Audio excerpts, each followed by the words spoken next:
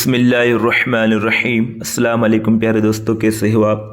پیارے دوستوں، آج میں آپ کو ایک طلاق یافتہ اکیلی ماں کی کہانی بتاؤں گا۔ تو چینل پہ نئے ہو تو چینل کو سبسکرائب کرو اور بیل آئیکن کو پریس کر دو تاکہ نئی آنے والی ویڈیو آپ کو ملتی رہے۔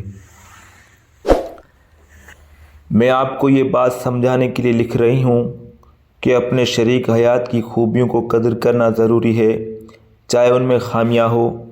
میری عمر 32 سال ہے۔ میرے سابق شوہر اور میں نے 6 سال تک ڈیٹ کی۔ ہم بہترین دوست تھے۔ میں نے انتظار کیا یہاں تک کہ اس نے کالج مکمل کر لیا اور کام شروع کر دیا۔ پھر میرے خاندان اور اس کے خاندان میں ملاقات کی، ہماری شادی ہوئی اور ہمارا ایک بیٹا ہوا، اب 7 سال کا ہے۔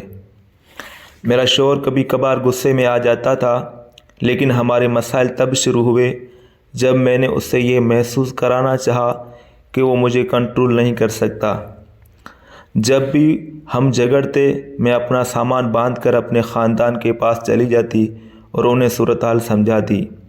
میری بہنیں میرے شوہر کو فون کرتی اور اس پر چیختی۔ اگر وہ مجھے کنٹرول کرنے کی کوشش کرتا تو میں ہمیشہ اسے کہتی کہ اگر وہ چاہے تو مجھے طلاق دے سکتا ہے۔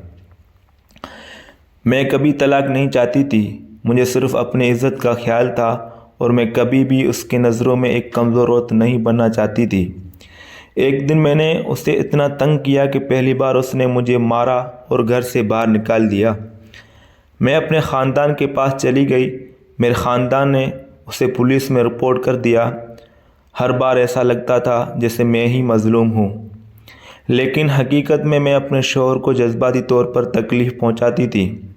اسے گرفتار کر لیا گیا اور حراست میں رکھا گیا۔ اس کے خاندان نے مجھ سے کیس واپس لینے کو کہا۔ مجھے محسوس ہوا کہ میں غلط کر رہی ہوں۔ میرا شوہر کبھی بھی پرتشدد انسان نہیں تھا۔ اس نے جو کیا وہ اس لیے کیا کیونکہ میں نے اسے مجبور کیا اور اس نے کھلے دل سے معافی مانگی۔ میں نے کیس واپس لے لیا اور ہم دوبارہ مل گئے۔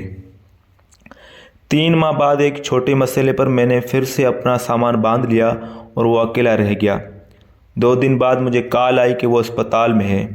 میرے خاندان نے مجھے کہا کہ وہاں نہ جاؤ کیونکہ ایسا لگے گا جیسے میں اسے منانے جا رہی ہوں، اور میری بہنیں مانتی تھی کہ وہ بیمار کا ڈرامہ کر رہا ہے۔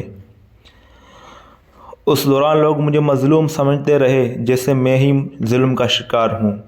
وہ 1 ہفتہ اسپتال میں رہا۔ جب وہ واپس آیا مجھے صرف طلاق کا نوٹس ملا۔ میں طلاق کو رد کرنا چاہتی تھی، لیکن میرے غرور کی وجہ سے میں چاہتی تھی کہ وہ اپنا فیصلہ بدلے اور مجھ سے معافی مانگے۔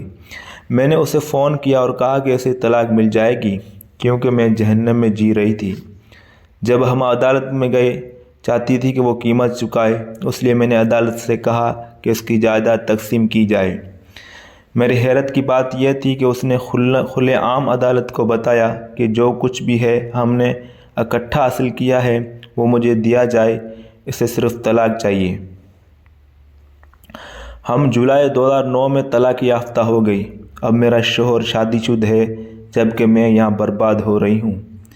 میرے خاندان والے میرے بارے میں چغلی کرتے ہیں۔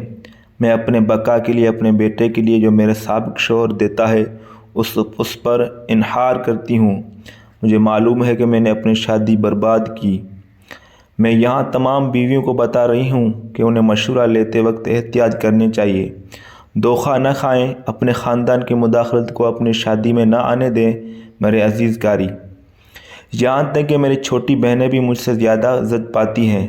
جن لوگوں نے مجھے طلاق لینے کی ترغیب دی وہ ہمیشہ میرا مذاق اڑاتے ہیں اور میرے بارے میں بری باتیں کرتے ہیں۔ برائے کرم خواتین اپنے شادی میں چوکسی سے کام لیں۔ سوچا کہ اپنی کہانی شیئر کروں تاکہ آپ کی شادی بچ سکے۔ غرور میں کوئی فائدہ نہیں، کبھی بھی یہ مرد کا قصور نہیں ہوتا، یہ آپ کا غرور ہوتا ہے۔ اور وہ لوگ جو آپ کو مشورہ دیتے ہیں اس لیے اپنے شادی میں ہوشیار اور چوکنا رہیں۔ اللہ ہمیں ہر برائی سے، برے لوگوں سے، ان سے جو برائی کرتے ہیں اور دوسروں کو برائی کی دعوت دیتے ہیں محفوظ رکھے۔ یا کریم آمین۔ اپنے دوستوں کے ساتھ شیئر کریں۔ تو پیارے دوستو، वीडियो अच्छी लगे तो वीडियो को लाइक करो, चैनल को सब्सक्राइब करो। अल्लाह हाफ़िज़।